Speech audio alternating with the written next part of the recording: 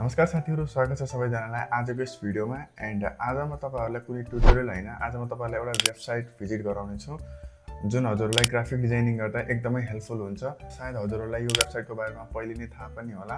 यदि हजुरलाई थाहा छैन भने पनि आज म तपाईहरुलाई यो वेबसाइटको बारेमा कम्प्लिट डिटेल्सहरु बताउने छु। So without further any delay, let's start the video. वेबसाइटको लागि साथीहरु हजुर क्रोम ब्राउजरमा गएर सिम्पली यसमा फ्रीपिक भनेर सर्च गर्नु होला। freepik.com भनेर है।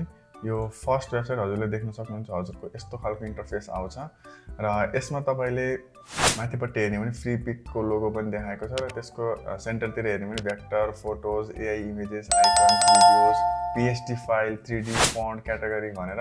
र यसको हामीले डिसएडभान्टेज के छ त भन्दा हामीले लिमिटेड रूपमा मात्रै युज गर्न सक्छौं। यदि हामीले यसको पेड भर्जनहरु परचेज गर्छौं भने हामीले यसलाई टेम्प्लेट्सहरु, डिजाइनहरु हैन हामीले मजाले युज गर्न सक्छौं।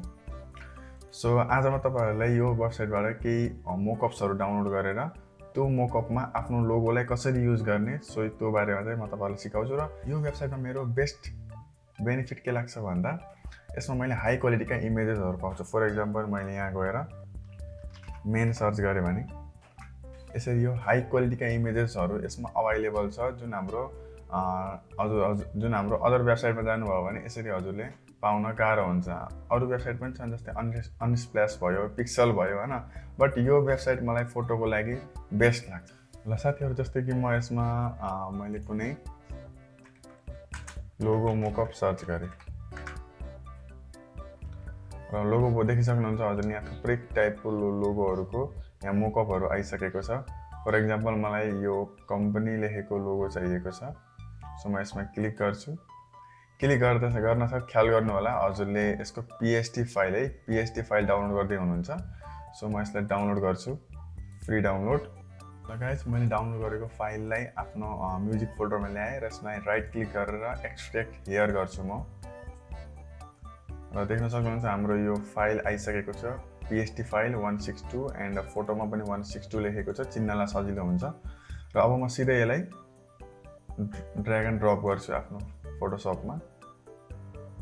एन्ड फाइल आइसकेको छ। एन्ड यसलाई म विन्डोमा गएर लेयर है, यसको सर्टकट की F7 हो। लेयरमा गएर हेर्यो भने हामीलाई यस्तो खालको स्मार्ट अब्जेक्ट आउँछ। ठीक छ, हजुरले यसमा के चीज ध्यान दिनु पर्यो भन्दा जहाँ यो स्मार्ट अब्जेक्ट देखाएको छ नि, यहाँ लेखेको पनि छ रिप्लेस दिस स्क्रिन भनेर। सिम्पली हजुर स्मार्ट अब्जेक्टमा डबल क्लिक गर्नुस् है। डबल क्लिक गरिसकेपछि अब हामी यो फाइलको भित्री फाइलमा आइसकेको छौं। ठीक छ, यो फाइलको हामी भित्री फाइलमा आइसकेको छौं। एन्ड यहाँ पनि देख्न सक्नुहुन्छ, यहाँ देखाएको छ रिप्लेस दिस लोगो भनेर है। म यसमा डबल क्लिक गर्छु फेरि। यसरी हाम्रो यो अब कम्पनी लेखेको आयो है। यसमा हजुरले आफ्नो मन चाहिँ कुनै लोगो ल्याएर पनि राख्न सक्नुहुन्छ, अथवा हजुरलाई केही नयाँ लेख्न छ भने पनि यसमा हजुरले आफ्नो कुनै लोगो ल्याएर मोकअप पनि देखाउन सक्नुहुन्छ।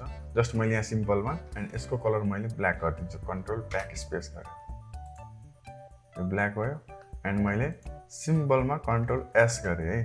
सेभ गरिसकेपछि पहिला त यसमा चेन्जेस आउँछ है, यसमा चेन्जेस आउँछ, न कि यसमा हैन, सिर्फ यसमा चेन्जेस आउँछ। र यसमा पनि गएर हजुरले कन्ट्रोल एस गर्नुभयो भने बल्ल हाम्रो ओरिजिनल फाइलमा चेन्जेस आउँछ है। हेर्नु त हुँदै छ है गाइस। सो त्यसकारण यो वेबसाइट चाहिँ मेरो लागि बेस्ट लाग्छ अरु वेबसाइटको कम्पेयर गर्दाखेरि।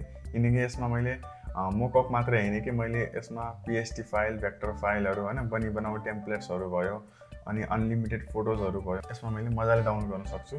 त्यसकारण म हजुरहरुलाई पनि रिकमेन्ड गर्छु कि यो वेबसाइट एकचोटी हजुरले भिजिट गर्नुस् र यसमा भएका सबै फाइलहरुलाई हजुरले डाउनलोड गरेर सकेसम्म प्र्याक्टिस गर्ने कोसिस गर्नु है त।